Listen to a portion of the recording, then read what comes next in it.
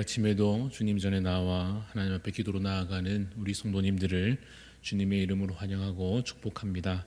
기도하겠습니다. 하나님 아버지, 오늘도 우리에게 새 날을 주심을 감사합니다. 두렵고 어려운 큰 풍파를 겪을 때에도 우리와 함께 하시며 우리를 삼키려 하는 마귀의 공격 속에서도 우리를 능히 이기게 하시는 주님 감사합니다. 오늘 우리가 맛보는 이 평안과 이 승리가 주님 오실 그 날에는 더욱 온전히 이루어질 것을 믿습니다. 십자가 은혜가 내게 주어진 사랑이요 주님 부활하심이 나에게도 일어날 기적인 것을 믿습니다. 오늘 우리는 이 땅에서 여전히 고군분투하고 있으나 언젠가는 천국에서 모든 싸움을 마치고 주님 안에서 안식하게 될 것을 또한 믿습니다. 육에 속한 것에 마음 두지 않을 수 있는 의연함을 우리에게 주옵소서. 하나님 나라를 더욱 바라보게 하여 주옵소서. 나의 계획이 무너져도 주님 이루실 약속을 기대하며 기뻐하게 하여 주옵소서. 올해 주께서 우리 대한교회를 통하여 이루실 일들을 기대합니다. 많은 영혼 살리시고 고치시며 구원하여 주옵소서. 주님을 더욱 닮아가게 하여 주옵소서. 예배가 더욱 풍성케 되게 하옵소서. 각 가정의 필요를 주께서 아시오니 채워주시고 특별히 질병과 여러 고통 중에 있는 지체들에게 주님의 특별한 은혜와 권능으로 주님 만지시고 회복시켜 주옵소서. 오늘도 주님의 은혜를 간구하며 나아갑니다. 우리의 심령에 우리의 삶 가운데 주께서 채우시는 은혜가 오늘도 풍성케 하여 주시며 말씀과 기도가 오늘도 결코 끊어지지 않는 영적으로 살아있는 삶을 살아가는 저희들 다 되게 하여 주시옵소서. 감사드리며 살아계신 예수 그리스도 이름으로 기도드리옵나이다. 아멘. 오늘 우리에게 주시는 하나님 말씀 마태복음 8장 23절에서 34절까지 말씀입니다. 마태복음 8장 23절부터 34절까지 말씀입니다. 마태복음 8장 23절부터 34절 교독하여 읽겠습니다. 배에 오르심에 제자들이 따랐더니 바다에 큰 놀이 일어나 배가 물결에 덮이게 되었으되 예수께서는 주무시는지라. 그 제자들이 나와 깨우며 이르되 주여 구원하소서, 우리가 죽겠나이다. 예수께서 이르시되 어찌하여 무서워하느냐, 믿음이 작은 자들아 하시고 곧 일어나사 바람과 바다를 꾸짖으시니 아주 잔잔하게 되거늘. 그 사람들이 놀랍게 여겨 이르되 이가 어떤 사람이기에 바람과 바다도 순종하는가 하더라. 또 예수께서 건너편 가다라 지방에 가시매 귀신 들린 자 둘이 무덤 사이에서 나와 예수를 만나니 그들은 몹시 사나워 아무도 그 길로 지나갈 수 없을 지경이더라. 이에 그들이 소리 질러 이르되 하나님의 아들이여 우리가 당신과 무슨 상관이 있나이까? 때가 이르기 전에 우리를 괴롭게 하려고 여기 오셨나이까? 하더니 마침 멀리서 많은 돼지떼가 먹고 있는지라. 귀신들이 예수께 간구하여 이르되 만일 우리를 쫓아내시려면 돼지떼에 들여보내 주소서 하니 그들에게 가라 하시니 귀신들이 나와서 돼지에게로 들어가는지라. 온 떼가 비탈로 내리달아 바다에 들어가서 물에서 몰사하거늘. 치던 자들이 달아나 시내에 들어가 이 모든 일과 귀신 들린 자의 일을 고하니 온 시내가 예수를 만나려고 나가서 보고 그 지방에서 떠나시기를 간구하더라. 아멘. 네, 오늘 말씀의 제목은 예수님은 누구신가입니다. 예수님은 누구신가라는 제목으로 말씀을 나누고자 합니다. 오늘 우리가 읽은 이 본문에는 두 가지 사건이 기록되어 있습니다. 제목을 각각 붙여보자면 첫 번째 사건은 바다를 잔잔하게 하신 예수님이라 할 수 있겠고, 두 번째 이어지는 사건은 귀신을 쫓아내신 예수님, 이렇게 제목을 붙여볼 수 있을 것입니다. 공통적으로 들어가는 말이 무엇입니까? 예수님이죠. 그래서 오늘 본문은 예수님은 누구신가 하는 것을 우리에게 잘 보여주는 내용입니다.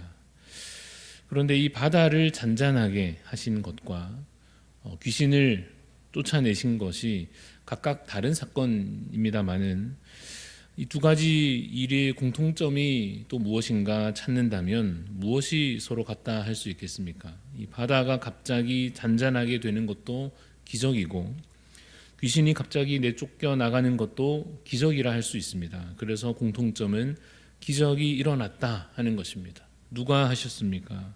예수님께서 기적을 행하셨습니다.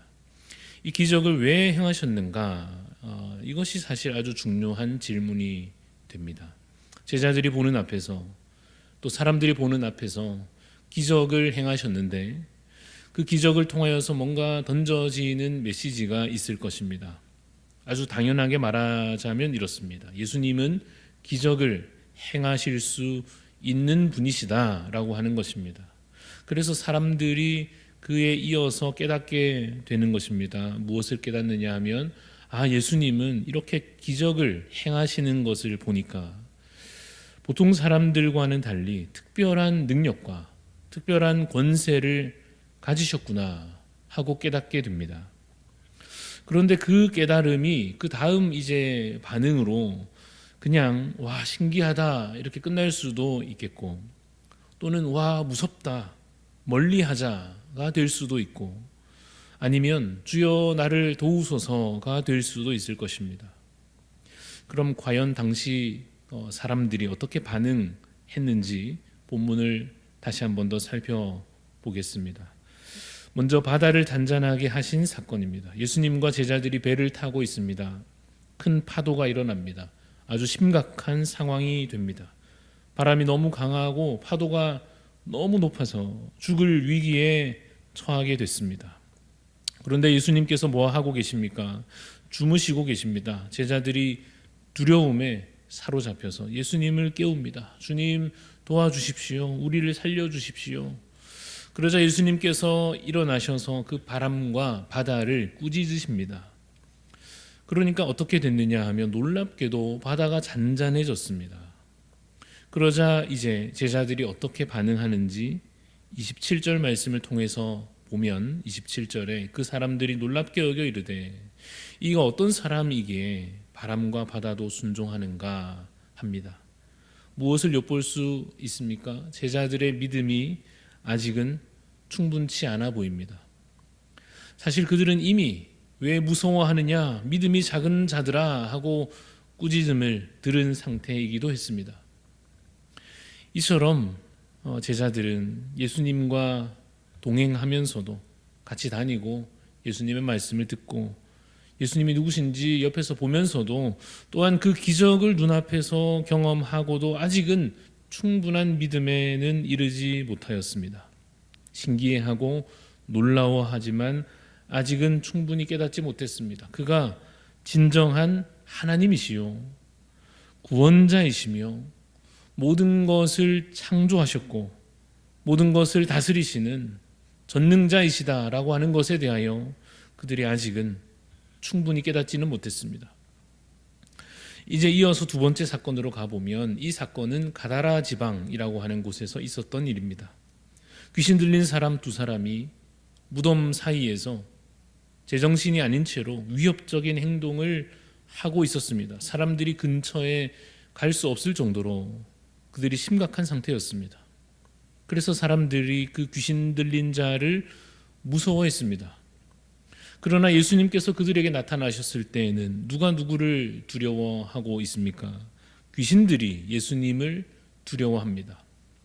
예수님이 그들을 두려워하시는 것이 아니라 귀신들이 예수님의 그 권세 앞에서 두려워 떨며 쩔쩔매는 모습을 보입니다. 29절을 보시면 29절에 이에 그들이 소리질러 이르되 하나님의 아들이여 우리가 당신과 무슨 상관이 있나이까 때가 이르기 전에 우리를 괴롭게 하려고 여기 오셨나이까. 이어서 31절을 보니 31절 말씀에 귀신들이 예수께 간구하여 이르되 만일 우리를 쫓아내시려면 돼지떼에 들여보내 주소서 합니다. 그래서 예수님께서 그 귀신들에게 가라 하십니다. 그러자 귀신들이 쫓겨나갑니다. 이 일이 어떻게 가능합니까? 예수님께는 특별한 능력과 권세가 있는 것입니다. 말씀만으로도 바다를 잔잔하게 하실 수 있는 능력과 그 권세가 예수님께 있습니다. 말씀만으로도 귀신을 내쫓으실 수 있는 능력과 권세가 우리 예수님께 있습니다. 그런데 그 상황을 보고 사람들이 어떻게 반응하였는지 봅시다. 33절에 보시면 치던 자들이 되어 있는데 돼지를 치던 자들을 말합니다. 어떻게 하느냐 하면 달아납니다. 왜 그랬냐 하면 귀신들이 돼지 떼에 들어가서 그 돼지들이 다 비탈길로 달려가서 물에 빠져 죽게 됐기 때문입니다. 얼마나 여러분 놀랬겠습니까? 그것이 다 재산인데 돼지 떼가 한꺼번에 죽어버렸으니까 솔직히 얼마나 또 당황을 했겠습니까? 그래서 이들이 도망치듯이 시내로 가서 방금 일어난 일들을 사람들에게 알립니다.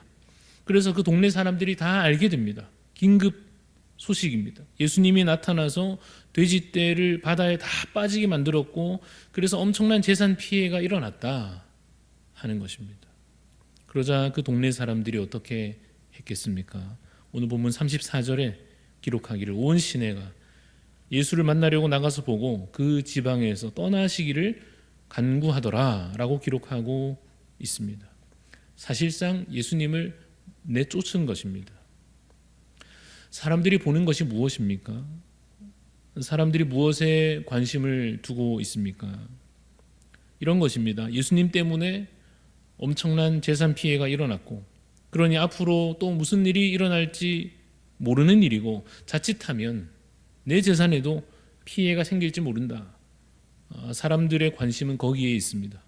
내 재산과 나의 이익과 내 안전, 눈에 보이는 물질적인 것에 집중합니다. 그래서 예수님의 능력과 예수님의 그 놀라운 권세가 구원과 회복으로 와닿지 않고 위험한 것으로, 불편한 것으로 와닿고 말았습니다. 그래서 예수님의 기적을 보고도 그들이 예수님을 오히려 멀리하였습니다.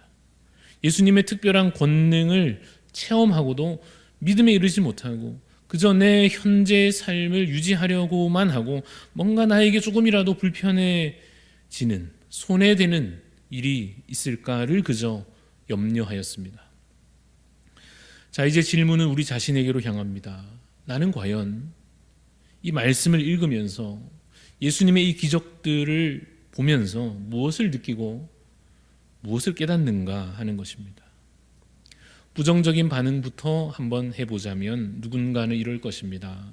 기적이 일어났다 하지만 그 어디까지나 성경에 나오는 이야기일 뿐이고 그 기적이 실제로 지금 일어날 것도 아니고 내가 기도한다고 해서 뭔가 실제로 바뀌거나 대단한 일이 일어나거나 할 것도 아니고 그냥 옛날에 그런 일이 있었다 정도니까 이 이야기들은 나하고는 별로 상관없는 이야기다 라는 식으로 반응하는 분도 있을 것입니다.